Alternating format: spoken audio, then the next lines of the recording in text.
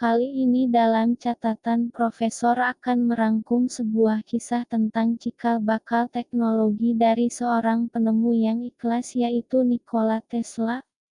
Kisah ini dimulai dengan seorang perempuan muda ia bernama Anne.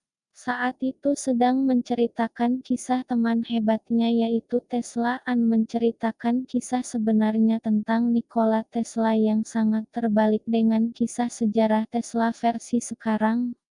Nikola Tesla lahir 10 Juli 1850 genep di sebuah desa di sembelikan kerajaan Austria yang sekarang menjadi Kroasia. Ayah Tesla adalah seorang pendeta, sedangkan ibunya adalah ibu rumah tangga yang punya bakat membuat alat-alat rumah tangga dan mekanik.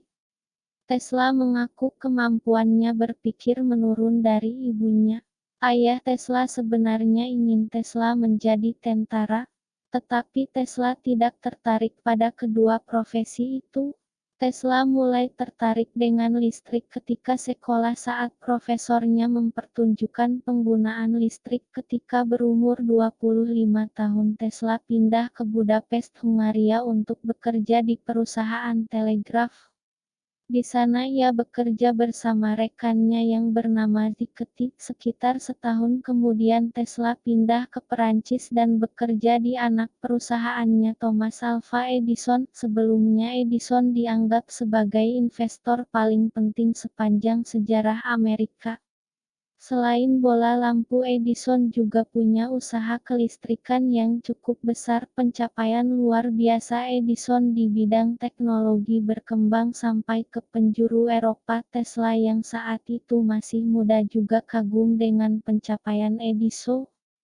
Di anak perusahaannya Edison, Tesla mendapat pekerjaan untuk mendesain dan memperbaiki kinerja alat-alat listrik. Kinerja Tesla yang bagus membuat Tesla direkomended untuk bekerja langsung dengan Edison.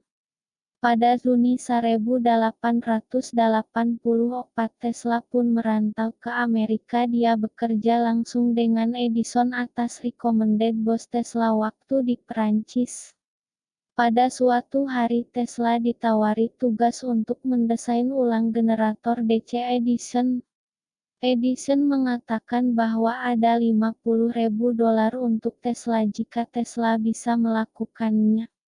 Tesla pun berhasil menyelesaikan tugas yang dikasih Edison, namun Edison malah bilang bahwa ia hanya bercanda. Tesla hanya diberi kenaikan gaji dari $10 menjadi $18 per minggu. Merasa tidak dihargai, Tesla pun kecewa dan memutuskan untuk keluar dari perusahaan Edison. Setelah meninggalkan perusahaan Edison, Tesla telah bermitra dengan dua pengusaha. Pada tahun 1880 genep mereka bersedia membiayai perusahaan penerangan listrik AC-nya dengan nama Tesla, yaitu Tesla Electric Light and Manufacturing. Akhirnya paten pertama dikeluarkan untuk Tesla di Amerika Serikat, tetapi pada akhirnya mitranya itu menipunya. Tesla kehilangan hak patennya dan membuat para investor menarik kembali uang mereka.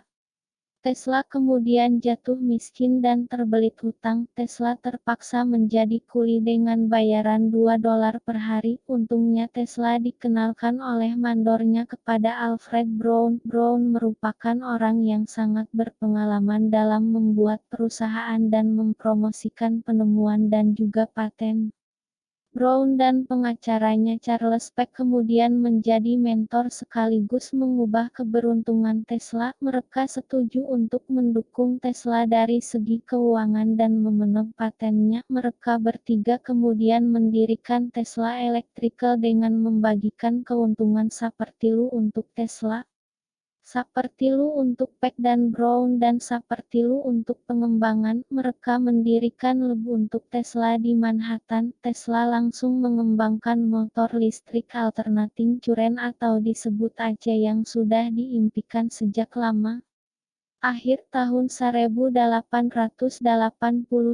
Peck dan Brown menyadari bahwa Tesla telah menemukan motor AC yang luar biasa dan mendorong Tesla untuk segera mematenkannya. Pada tahun 1888 editor majalah dari dunia listrik Thomas Stamford Martin menginginkan Tesla untuk menunjukkan sistem arus bolak-baliknya termasuk motor induks.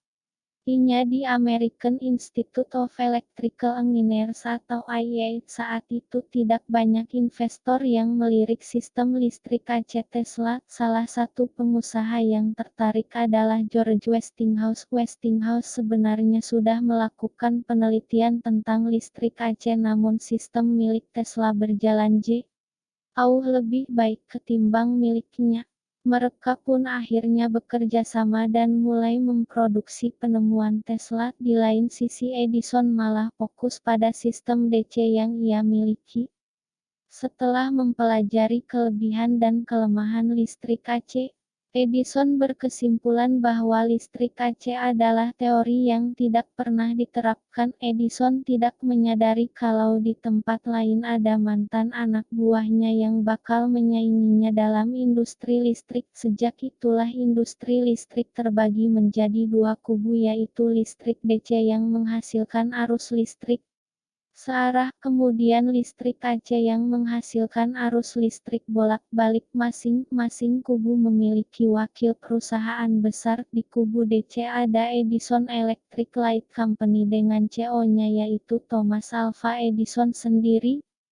Sedangkan di kubu AC ada Westinghouse Electric Company dengan CEO-nya yaitu Westinghouse yang memakai paten dan bantuan Tesla. Kedua kubu dan perusahaan tersebut bersaing secara bisnis tentang publik dan propaganda untuk menunjukkan bahwa sistemnya lebih baik.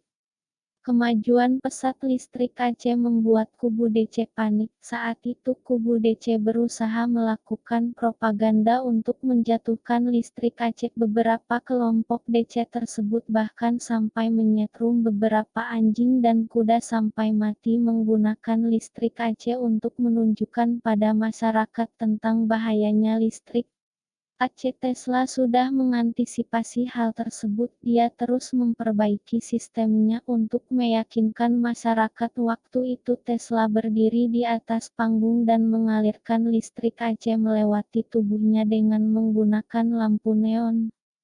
Propaganda pendukung DC pun tidak terbukti. Persaingan dua kubu itu berakhir setelah investor meminta perusahaan Edison untuk memakai AC. Akhirnya Edison kalah dan kemudian keluar dari perusahaannya sendiri. Edison pun akhirnya mengakui bahwa dia salah dalam memperkirakan potensi listrik AC. Edison sempat memberi tawaran dana untuk Tesla, namun Tesla menolaknya. Tesla kemudian mempunyai teman baru yang bernama An. An merupakan anak terakhir dari JP Morgan, seorang panggil elit kaya raya. An ingin mengetahui Tesla lebih dalam karena Tesla adalah orang yang sangat luar biasa menurutnya. Setelah peristiwa itu Westinghouse memenangkan lelang proyek pembangkit listrik yang memanfaatkan air terjun Niagara. Westinghouse dan Tesla membangun pembangkit listrik besar bertenaga air pertama di dunia. Saat itu belum ada teknologi yang sanggup memanfaatkan energi yang sangat besar seperti itu. Berkat mereka berdua, tenaga yang sangat besar dari air terjun Niagara bisa dikonversi menjadi listrik dan ditransmisi kan jarak jauh sampai bisa menerangi seluruh kota New York, tentunya dengan menggunakan sistem AC. Teknologi PLTA ini menjadi pionir dan diterapkan di berbagai wilayah di Amerika bahkan dunia. Berkat keberhasilannya memanfaatkan tenaga yang sangat besar dari air terjun Niagara, reputasi Tesla langsung naik. Dalam beberapa tahun saja setelah tiba di Amerika, Tesla sudah berhasil menjajarkan diri dengan penemu hebat Amerika waktu itu seperti Edison, Kay Brother dan Alexander Graham Bell. Setelah sistem listrik Tesla berkembang, Dia mendapatkan uang banyak dari paten-paten miliknya. Istimewanya Tesla tidak menyimpan atau menggunakan uang yang untuk foya-foya, tapi dia gunakan untuk melakukan eksperimen lanjutan dan membuat alat-alat yang baru. Pada suatu kesempatan di labnya Tesla mampu bekerja sampai 84 jam tanpa tidur ataupun istirahat. Di sisi lain ternyata diam-diam menceritakan kecerdasan Tesla kepada ayahnya. Setelah kesuksesan Tesla dengan AC motornya, Tesla tertarik dengan transmisi energi tanpa kabel atau disebut wireless. Tesla memberitahu Anda bahwa dia berencana pindah ke Colorado. Di sana ia mulai bekerja mengembangkan kumparan Tesla. Percobaan pertamanya sangat mengesankan, tetapi suatu saat Tesla mengalami kecelakaan yang membuat generator lokal meledak dan membuat lab lain Tesla terbakar. Tesla kemudian kehilangan banyak alat-alatnya dan terpaksa mencari investor lagi untuk bisa mendanainya. Tesla kemudian pergi ke ayahan seorang bankir elit kaya raya. Ia bernama JP Morgan. JP Morgan menginvestasikan uangnya sebesar $150.000 ke Tesla dan Tesla berjanji akan membuat alat komunikasi berbasis nirkabel yang dapat mengirimkan pesan ke seluruh dunia melalui udara. JP Morgan pun memberikan kesepakatan bahwa jika alat itu berhasil maka ia akan menjualnya. Tesla akhirnya membangun sebuah Tesla Coil raksasa bernama Wardun Clipper Tower, namun diam-diam tanpa pengetahuan JP Morgan Tesla juga sekalian bangun itu buat transmisi energi. Sesuatu yang diimpikan Tesla sejak lama. Tesla akhirnya berhasil menyebar sedikit energi dan menerangi pedesaan dengan gratis. Setelah sekian tahun pekerjaan Tesla belum mampu mendemonstrasikan alatnya.